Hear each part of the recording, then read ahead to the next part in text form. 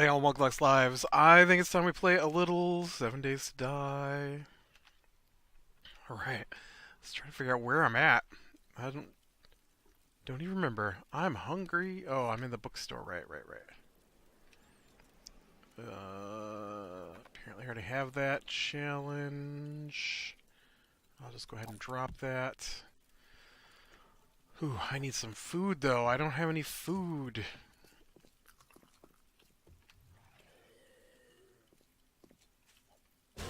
Hey, crawling zombie.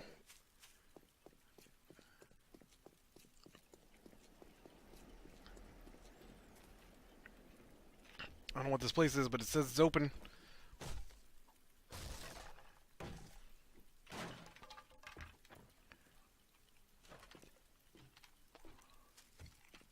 Okay, I'm inside this place. I still don't know what it is.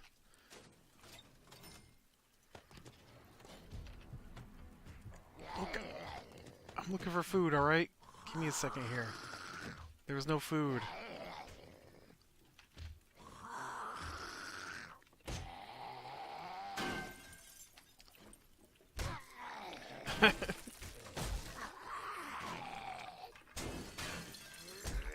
Come on now. I helped you. No reason to attack me.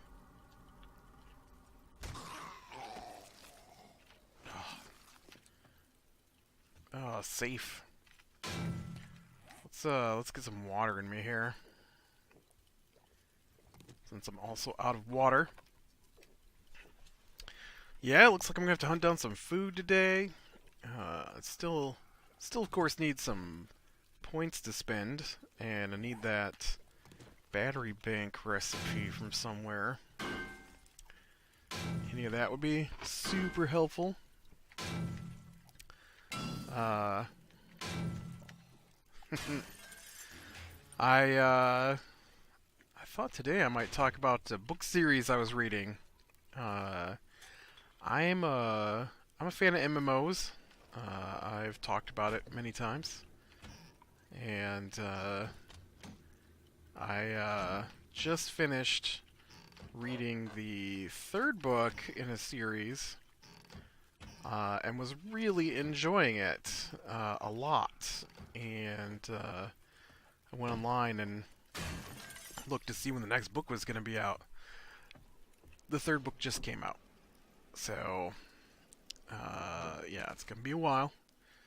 But I just finished reading book 3 of Ascend Online, and look, man, calm down, alright? I am looking for food, okay? I don't know why they got a sink stored on the roof, but they've got a sink stored on the roof. Surprise! Oh, you know what? I'll take those. But yeah, Ascend Online, it was pretty good. It's, okay,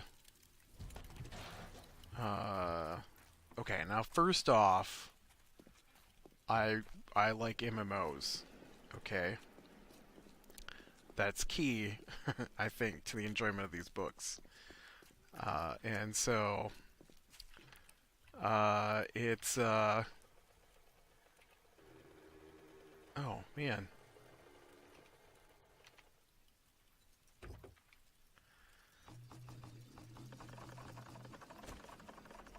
I wish that would refuel from its inventory and instead of mine. Okay, let's see if we can't find some food out here somewhere.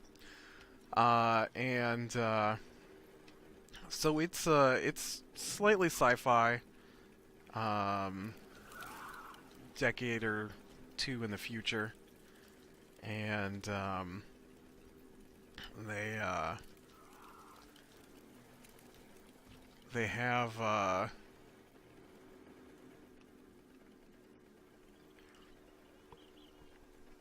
the world's first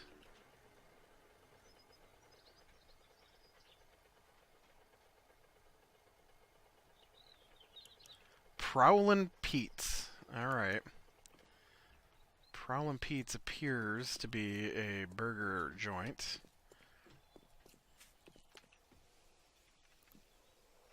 So they may have some food in here. Um, and so, surprise, there's a new MMO that just started, or no, is about to start in the book, and they didn't. Oops, I just kept wailing away on that. Have I been in here before? No. Weird. And so there we go.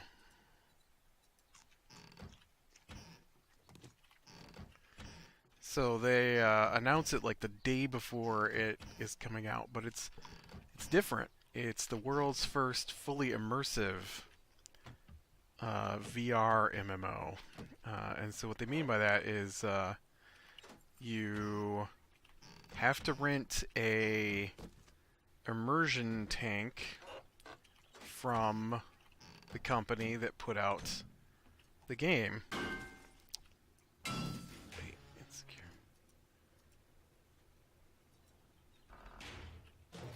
This is so weird. It's like I have been here, but then there were things I didn't search?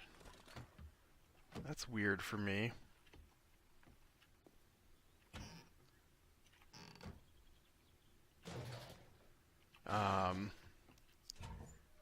And so, well, there wasn't a lot of food in there, but there was some food.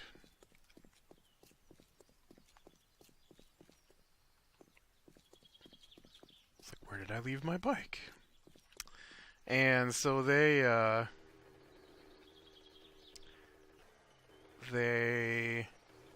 group of friends rent a group package of tanks. So they basically are renting an apartment from the game company that has immersion tanks in it. And on top of that, they go ahead and do.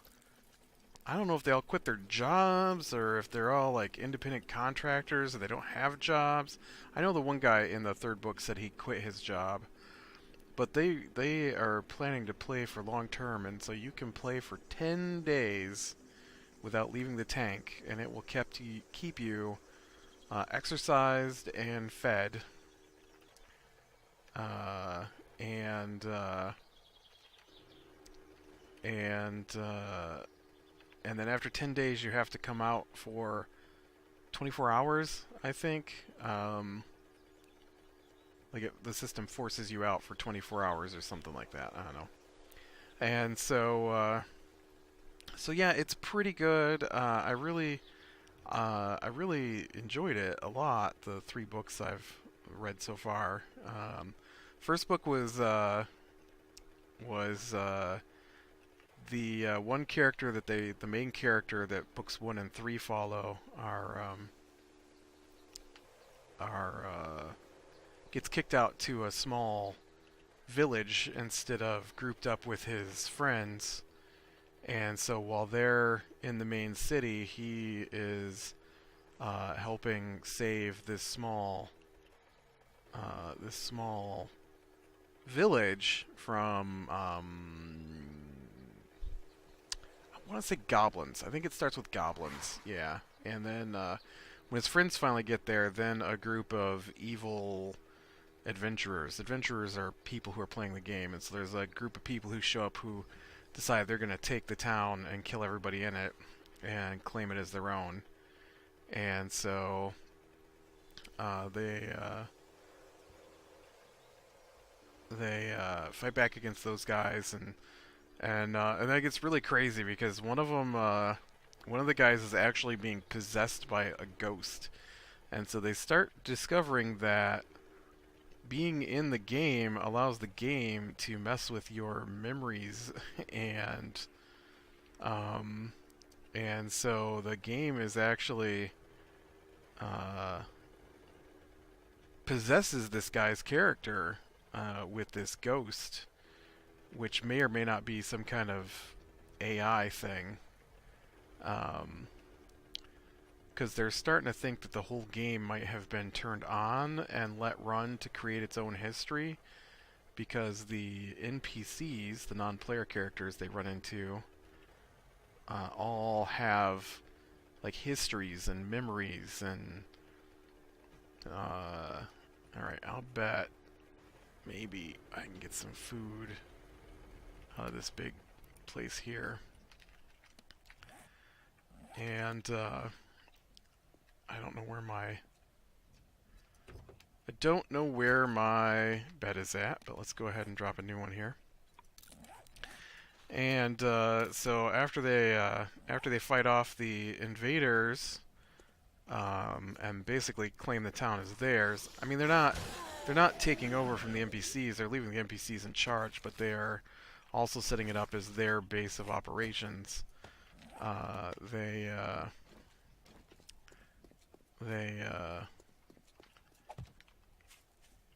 The bad guy comes back. Well, he's not a bad guy, but the player character comes back. Only now he's possessed by the ghost of some ancient undead king, and so they have to deal with that. And oh, there we go. I was gonna say there should be a kitchen in here somewhere, right? And so nope, it's my food. It's my food. You can't have it. I'm claiming it for me. You're just out of luck, angry zombie. And yeah, so that was pretty fun. One of the things I like that they do is they go up levels. And so when they go up levels, they get choices to spend their points that they earn, and they get new abilities and stuff like that. And I find that to be a lot of fun. And so that makes the book pretty enjoyable for me.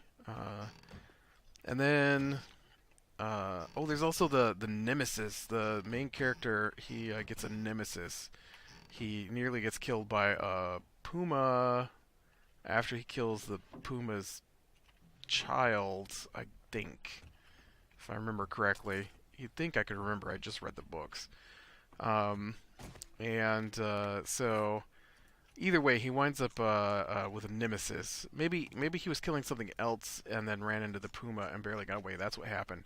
And then the game named that puma as his nemesis. And so as the progresses, the nemesis keeps attacking him, and eventually him and the puma wind up shoved in this mana flow aether, I guess, which is one of the power sources for abilities in the game. And so they get bonded, and so it becomes his companion instead of his nemesis. And so now he's got this cat, basically big giant blue cat that follows him around, and talks to him because it's super intelligent, and you know. But a lot of it's pretty fun. The first book is not maybe as in depth in quality as the second and third. What is this? Shotgun slugs. Alright, I already got that one. And but man, the second book switches to a different character. And in the second book, they have the... Is that not the door I came in? Zombie just came in and sat down watching me loot the place?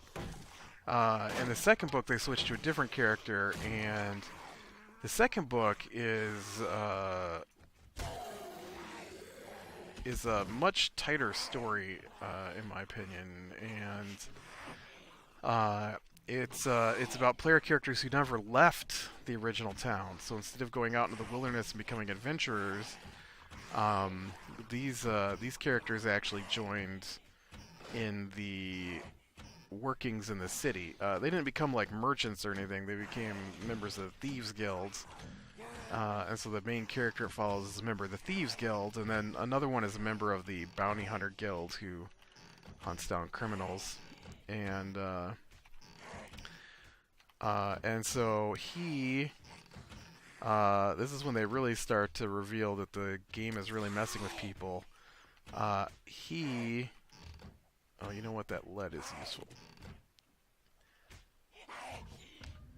He can't remember what happened to him. The game has removed his memories of what happened. And so... Okay, that was not my intent.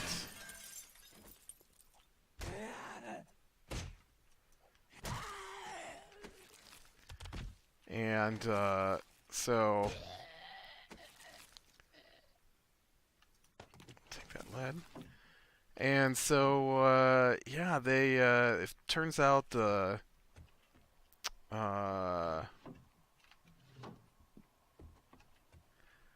woman he was working with was working for, so the city they're in, or the country they're in, is like called Ibera or something like that, and then there's an opposing country called the Ascendancy, and I think I've been through. Okay, I haven't been in this one.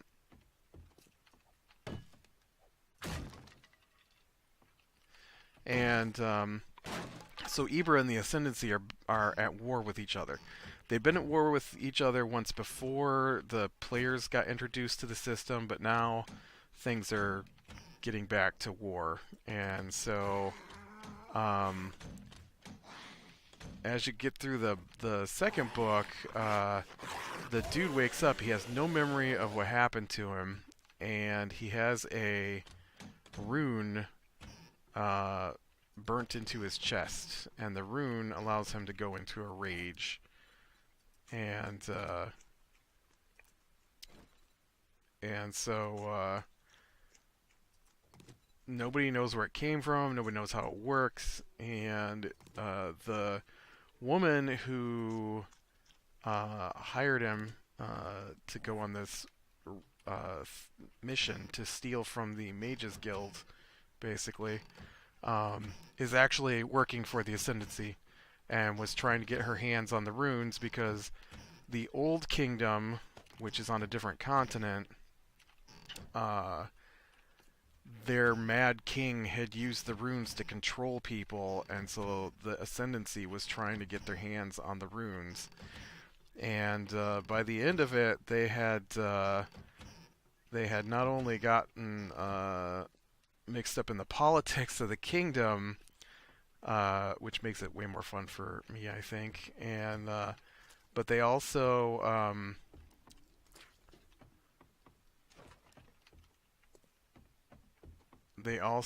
end up finding out that the Ascendancy is using spies within Ibera to plan for an invasion, and so they've tricked the city into sending out all its soldiers into the nearby area where they think the war is going to boil over. And while they're out, they've opened a portal to Hell and moved their army into Hell and are waiting for someone in the city to open a portal so they can move out from Hell and into the city past all the defenses. And so there's a huge fight at the end to stop that from happening, and so it's pretty good. And I enjoyed the first book; it was fun, but the second book got really good. And then the third book is back with the first group, and they had found ley lines, which are missing. Ley line being a river of energy flowing underneath the continent that's supposed to power all this ancient magic technology, and it no longer flows. And so the ruling house basically sends out one of their advisors to find out what's going on, and that advisor brings with him the thief and his bounty hunter partner, um, and they come out to find out what's going on. And nice, this will. Oh, I can't even eat it. Oh, I did eat it. I was gonna say I can't even eat it. And so now they're together, and then the there's a lot more politics involved in the third book, with what's going on, and so they're talking about how the country wants to. The guy who's in charge of the town that they now work with was exiled, basically, and so he was promised that the town would be his and wouldn't belong to the country since he's being exiled. And so they were talking about how they need access to this magic ley line, and they were going to annex the town back in.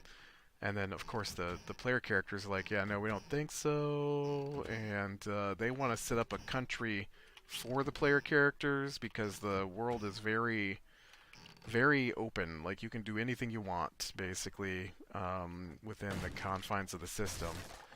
And so I find that to be pretty fun. It's what I always imagined I would like for a virtual reality MMO. And maybe not quite, because they are dependent on classes, and when you go up levels, you are limited on your choices of skills. While I agree that you should be limited on your choices of skills, that they should flow from what you've done, it is a little weird to have specific classes, to me, and so, yeah, it's I've never read any before, but there's a branch of books called Lit RPGs, and this is from that. And so I actually, after I finished reading those three books and then found out that the fourth book isn't available, looked, and I am checking out another series, something about the apocalypse. I didn't actually pay attention to the name. But it's pretty good, and it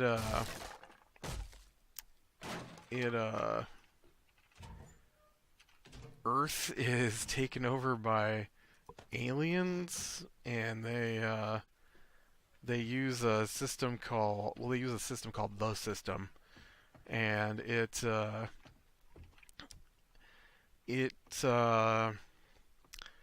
uses some kind of quantum mechanic thing that overwhelms the universe, and so the aliens use worlds they don't feel are worthy of being part of the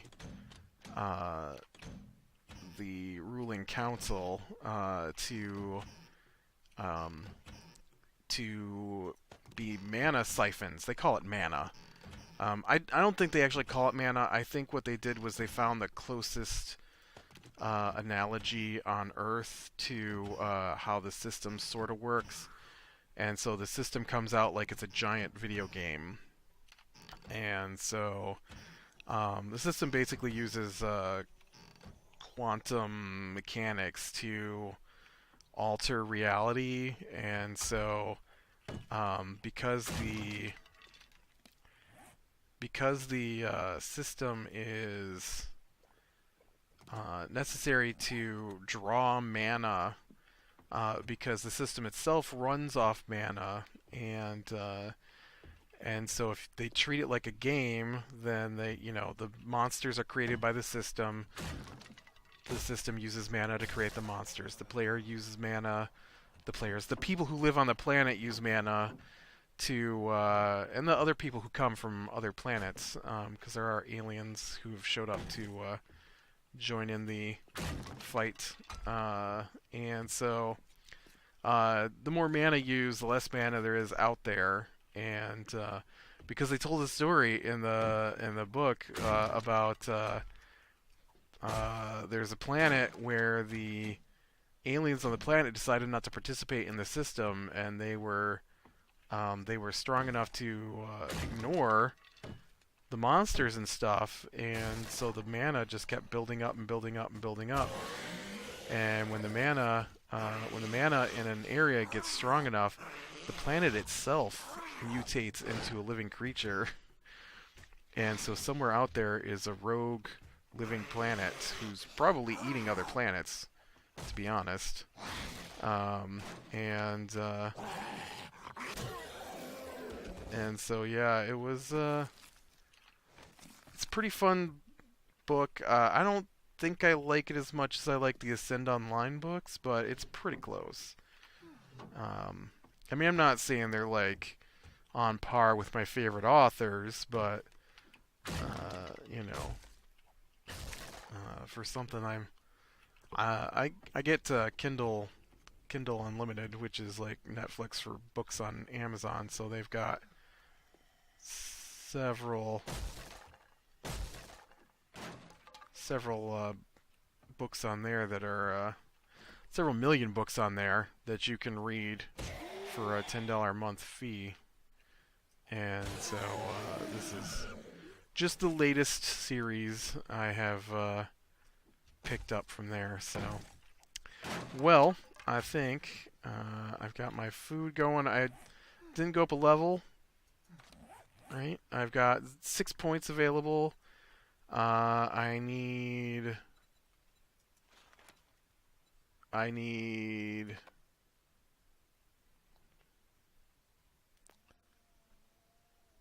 Oh, right. I gotta find a schematic. No, what was I? I needed points for. I needed points for range traps, right? I need 10 points for that. So I need 10 points for that. I need 10 points for this too. Dang it. See, I need a bunch of points. I need to go up some levels. Yeah. All right. With that, I am going to call it a day. So click like if you like, subscribe, share, and catch the next one. And I will talk to you later.